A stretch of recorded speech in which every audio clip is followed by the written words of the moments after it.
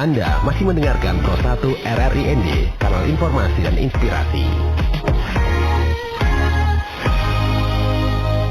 Masih bersama kami di Florata pagi ini, pendengar Pro 1. Topik wawancara kita yang kedua adalah BPS sebut ribuan warga Sika masih miskin.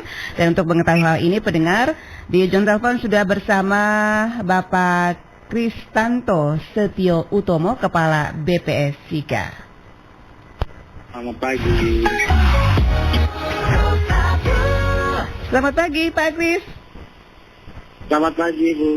Salam sehat ya, terima kasih sudah bersama Pro 1 RRIND pagi hari ini. Ya, sama-sama Ibu. Iya, BPS katakan bahwa ribuan warga Sika masih miskin. Benar demikian Pak Kris? Iya, kami baru saja merilis di tanggal 13 Oktober yang lalu bahwa jumlah penduduk Sika tahun 2023 ini sekitar 40.081. Begitu itu. Ya Pak Kris, bisa diulang lagi, putus-putus suaranya? Ya, kami tanggal 13 kemarin dari Jumat sudah merilis angka kemiskinan di Kabupaten Sika khususnya ya masih 40 ribuan itu Ibu. Jadi atau sekitar 12,56% kalau dihitung secara persentase. 40 ribuan ya. Itu yang pastinya itu berapa Pak Kris? 40,81 ribu orang Ibu. Jadi sekitar 40 ribu orang, 40.081 orang. Iya, jadi ini yang didata ya oleh BPS Sika ya Pak Kris ya? Oke.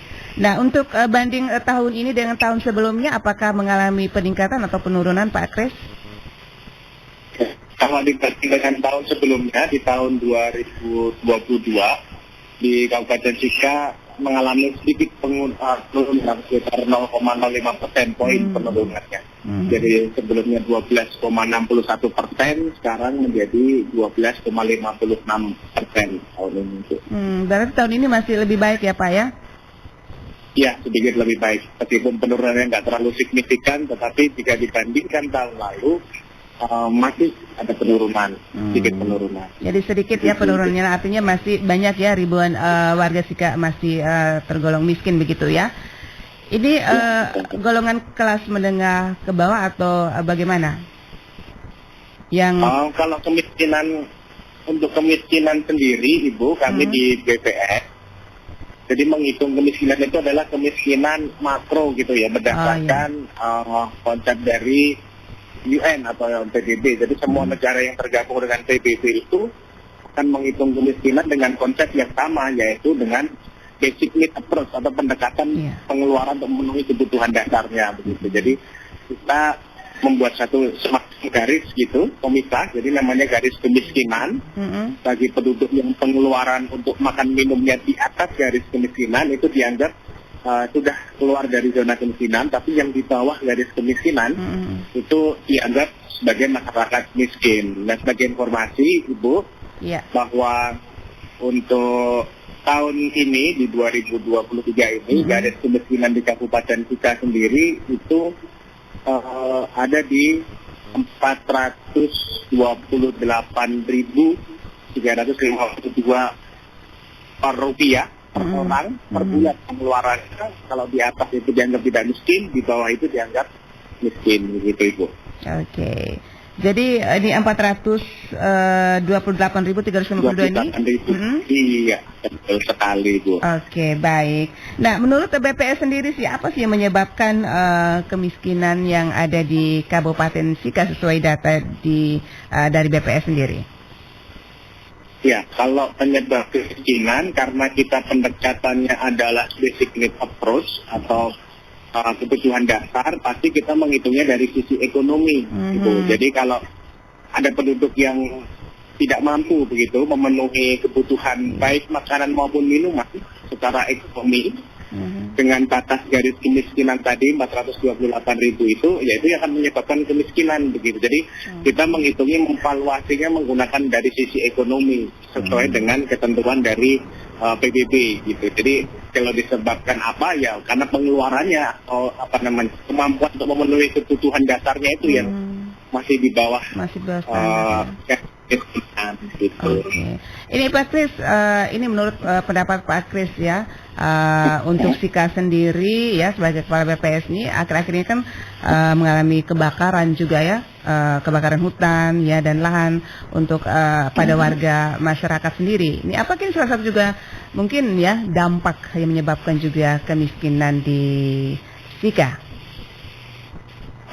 Kalau kebakarannya mungkin ya secara langsung tidak langsung ada pengaruh. Salah satunya kayak semacam kebakaran disebabkan oleh yang sering kita dengar sekarang lagi hot ini El Nino gitu ya, dengan berdasarkan begitu panjang.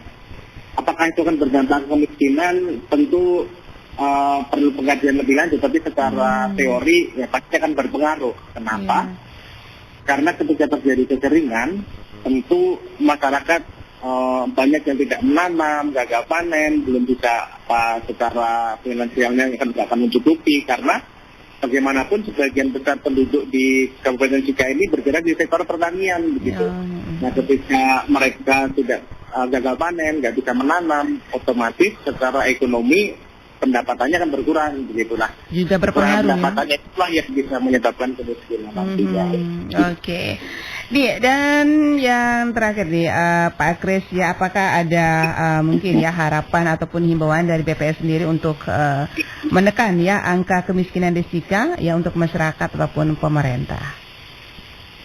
Oh iya, kalau saran mungkin lebih ke ini Bu ya, apalagi yang sekarang ini kita sedang dengar berita-berita bahwa salah satu akibat dari El Nino, harga beras mengalami kenaikan, beberapa bahan pokok mengalami kenaikan, bagaimanapun kalau kenaikan itu tidak dikontrol, begitu, tidak dijaga, maka daya beli masyarakat akan mengalami penurunan. Nah, penurunan daya beli ini juga bisa menyebabkan kemiskinan bisa bertambah, gitu. Jadi, karena kemiskinan ini memang sesuatu yang kompleks, begitu ya, salah satunya kita harus bisa mendorong daya beli masyarakat gitu. Jadi bagaimana kita bisa menolong supaya masyarakat itu bisa memenuhi kebutuhan dasarnya, maka itu akan bisa mengurangi kemiskinan tingkat yang tinggi. Baik. Oke, terima kasih Pak Kris Tanto Setio Utomo sudah bersama Pro 1 RRIND pagi hari ini. Salam sukses. Salam sukses kita itu. Terima kasih. Pendengar BPS sebut ribuan warga Sika masih miskin ya. Barusan bersama Kristanto Setio Utomo, Kepala BPS Sika. Dua topik sudah kami hadirkan untuk Anda pagi hari ini ya. Dan pendengar, kami masih terus bersama Anda hingga pukul 10 waktu Indonesia Tengah di Florata pagi ini. Tentunya masih bersama saya Nia dan juga rekan operator Budi Ricardos. Florata pagi ini.